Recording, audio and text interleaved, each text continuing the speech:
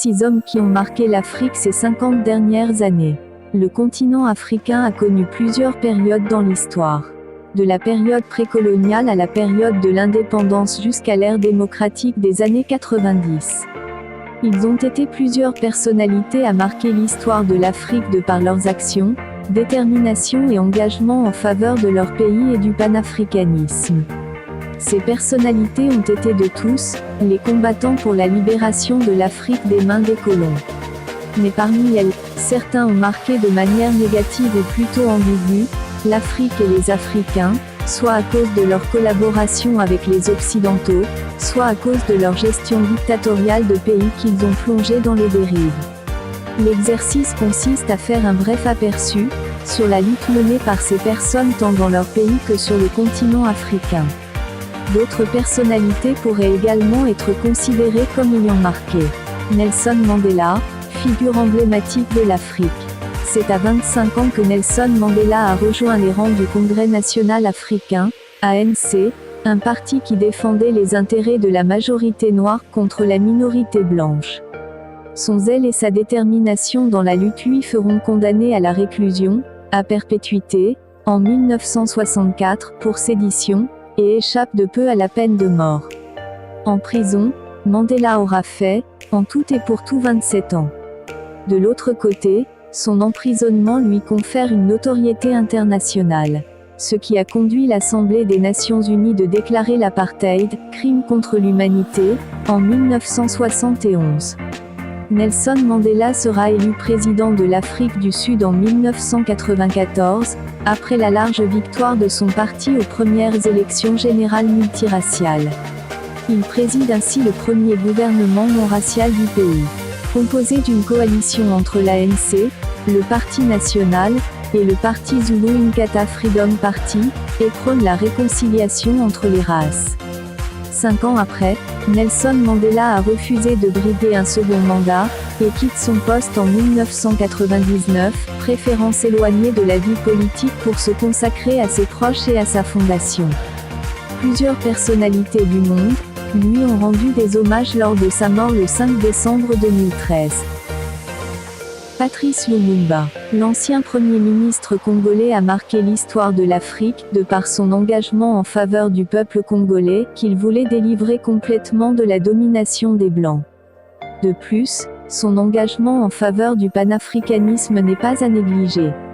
En 1958, Patrice Lumumba participe à la conférence panafricaine d'Accra au Ghana, où il a rencontré Nkrumah. Cette rencontre donne du tonus aux idées panafricanistes du Congolais, qui fraternise avec des pionniers du panafricanisme comme Nasser Nkrumah, et Sékou Touré qui voulaient la liberté totale de l'Afrique. On retient de la lutte politique, et de la lutte pour l'indépendance de Patrice Lumumba, du charisme au Congo et sur tout le continent. L'homme a été de tous les combats pour l'indépendance de son pays, pour avoir fait plusieurs fois la prison. Son idéologie de lutte a été basée sur la non-violence, le courage, la détermination et la justice sociale. Patrice Lumumba était contre toute présence des puissances occidentales, qui pillent les richesses des pays africains, et c'est jusqu'à ce jour. Patrice Lumumba a été assassiné, sur ordre du colonisateur le 17 janvier 1961, soit exactement 63 ans de cela. Mais il est resté à jamais dans l'histoire de l'Afrique parce que son combat a été noble. Thomas Sankara, l'ancien président burkinabé est un anti-impérialiste, panafricaniste et tiers-mondiste burkinabé. Dès son arrivée au pouvoir, il change de nom à son pays qui s'appelait à l'époque la Haute-Volta. Au pouvoir en 1984, Thomas Sankara conduit une politique d'affranchissement du peuple burkinabé. Son gouvernement entreprend des réformes majeures pour combattre la corruption et améliorer l'éducation, l'agriculture et le statut des femmes. Thomas Sankara était en premier lieu un des chefs du mouvement des non-alignés, les pays qui durant la guerre froide ont refusé de prendre parti pour l'un ou l'autre des deux blocs. Thomas était contre le colonialisme et le néocolonialisme des pays occidentaux et particulièrement de la France en Afrique. Et comme la France n'aime pas avoir la honte, son assassinat sera commandité par un coup d'État qui amène au pouvoir Blaise Compaoré, le 15 octobre 1987. Cheikh Anta Diop. Cheikh Anta Diop est un historien, anthropologue et homme politique sénégalais. Il a mis l'accent sur l'apport de l'Afrique et en particulier de l'Afrique noire à la culture et à la civilisation mondiale. Si une grande partie de ses thèses, en particulier au sujet de l'Égypte antique, sont considérées comme dépourvues de fondements solides, Cheikh Anta Diop a toutefois eu un indéniable rôle de visionnaire, en ce qui concerne la place de l'Afrique dans l'histoire. Auteur de Nation nègre et culture. Considéré comme un texte majeur, dans la renaissance du monde noir. À travers ses ouvrages, il réinvente, au cœur des luttes de l'après-Seconde Guerre mondiale, l'Antiquité pharaonique à la suite du Jamaïcain Edward Vilmo Blyden et de Marcus Garvey. Il est considéré comme le restaurateur de la conscience noire dans l'histoire mondiale. Félix Houphouët-Boigny. L'ancien président ivoirien a marqué l'Afrique, mais l'appréciation qu'on peut faire de son engagement pour le continent est ambiguë, à l'image de ses prises de position. La politique extérieure d'Houphouët-Boigny et plus particulièrement sur ses relations avec le Ghana, la Guinée, le Nigeria conflictuel.